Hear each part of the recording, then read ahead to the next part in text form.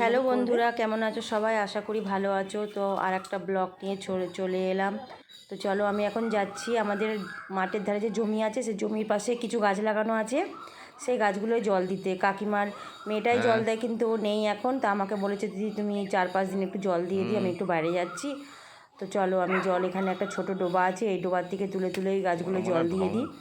এই যে ওই পদ্ম গাছটা, এগুলো সব আমার লাগানো গাছ, এগুলো সব মানে আমার গাছ, এই পদ্ম গাছ। আর এইগুলো সব ও লাগিয়েছে, পুটু লাগিয়েছে।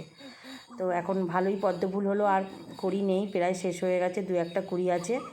তো দেখো, এখানে একটা কচুরি পানায় ভর্তি হয়ে গেছে ডোবাটা, একটুখানি ছোটো পাশে জায়গা আছে, ওই জায়গাটার থেকে জল নিয়ে সব গাছগুলো জল দিয়ে দিই।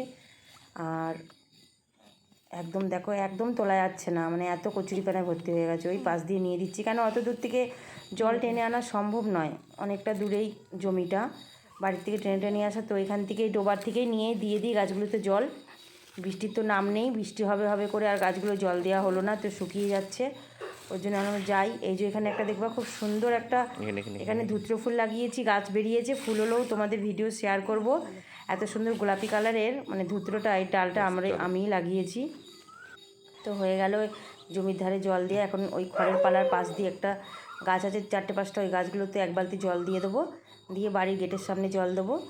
তো চলো দেখো, এই দেখো কাকিমাদের বদমাসটা, এইটা খালি ভৌ ভৌ করেই যাচ্ছে কখন থেকে। ওই ওপরে ছাদ থেকে আমি যখন ভিডিও করি এইটার, তখনও ভৌ ভৌ করে, আবার এখনও ভৌ ভৌ করছে।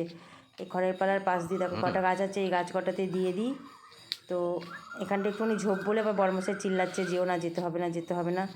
তো আমি দূর থেকেই ছুঁড়ে দিলাম জলগুলো, গাছগুলো যে পাবে, দূর থেকেই ছুঁড়ে দিলাম, পেয়ে যাবে গাছগুলো।